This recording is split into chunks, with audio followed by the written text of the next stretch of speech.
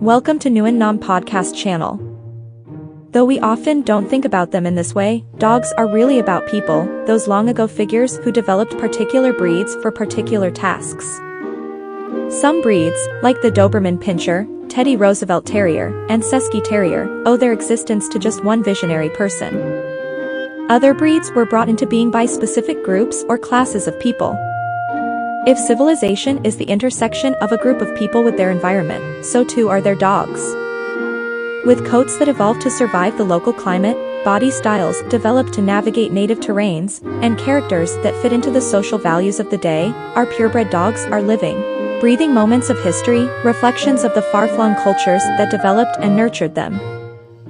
Through them, we rediscover our globe's cultural diversity and heritage. The rise of the French Bulldog. For a close-up on the French Bulldog's rather unique roots, we'll head to the famous Montmartre neighborhood of Paris, on any given night in the 1890s. Smack in the middle of the Belle Epoque, when economic prosperity led to a boom in technology and the arts, persistently medieval Paris was being transformed into the chic, modern city that it is today. Ignoring the silent disapproval of the white-domed Basilica of the Sacré-Cœur rising on the hilltop above it, Montmartre was a bustling nightlife district. Its cheap rents attracted a cross-selection of working-class Parisians, and its cabarets and cafes attracted countless artists, including museum-worthy names, Picasso, Renoir, Matisse, Degas, and on and on. Amid its brasseries and bistros, Montmartre also had brothels, lots of them. Besides plunging necklines and silk stockings, the city's belles de nuit often flaunted another accessory. A compact, snub-nosed little dog that sometimes had cartoonishly round, erect ears and an always outsized personality. French bulldogs of this period also turned up in the post-impressionist paintings of Henri de Toulouse-Lautrec, the so-called recorder of Montmartre. His most famous canine subject was Bubble, a Frenchie belonging to Madame Palmyre, owner of the famous Café La Souris. Poet Paul Leclerc described Palmyre as a buxom woman with the ferocious appearance of a bulldog who, though in reality exceedingly kind-hearted, always seemed to be on the point of biting.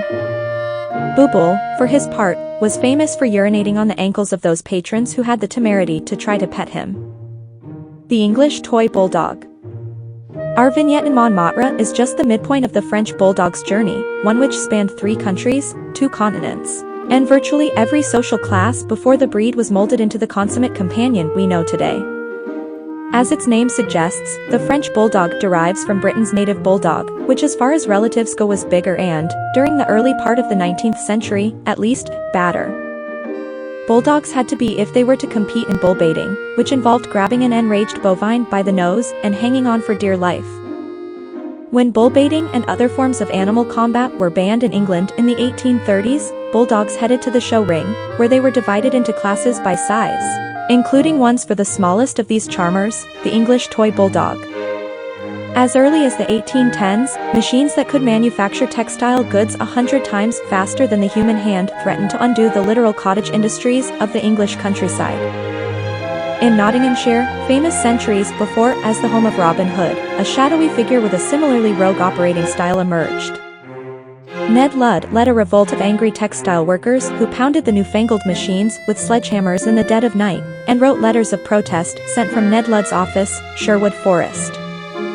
Though ultimately unsuccessful at stopping the march of progress, Ludd is immortalized in the word Luddite, which has come to mean someone who objects to innovations in technology. All levels of society. By the time the toy bulldog arrived on the scene, Ludd's revolt had faded, and Nottingham's highly skilled, home-based artisans had been replaced by low-wage workers who worked long hours in often unsafe mills. It was these female lacemakers who took a fancy to the toy bulldogs, although no one quite knows why. Perhaps these miniaturized bulldogs ate less food and took up less room in the tight quarters that were all the women could afford with their meager wages.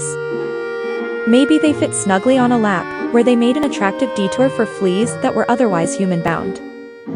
What we do know is that the lace workers were so smitten by their funny little bulldogs that when the Industrial Revolution eliminated their jobs completely, they took the dogs with them across the English Channel to the Normandy area in northern France. There, bespoke clothing was still valued, and the lacemaker's skill with fabric and needle was still in demand. The little dogs, some of which had wonky, erect ears instead of the traditionally rosed, or crinkled, ones valued by bulldog purists, soon became popular with various levels of society, including our aforementioned ladies of the evening.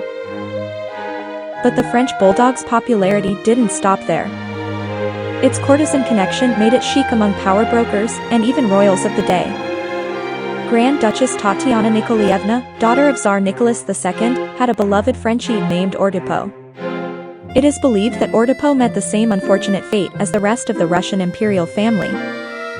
The spunky dog's likeness, sculpted in quartz and bejeweled by Faberge, now sits in a museum in St. Petersburg. Eventually, American tourists became enamored of the breed, bringing it to the United States, the third and final leg of its journey.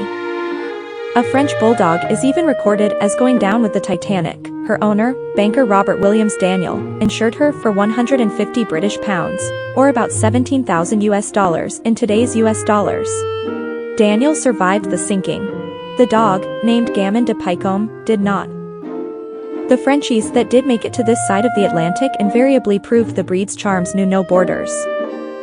American fanciers created the world's first French Bulldog Club and standardized the breed's signature bat ears.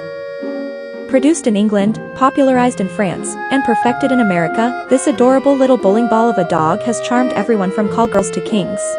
And its rags to riches story is an apt embodiment of the American dream, in which reinvention, looking to where you want to go, not to where you have been, has always been the guiding philosophy.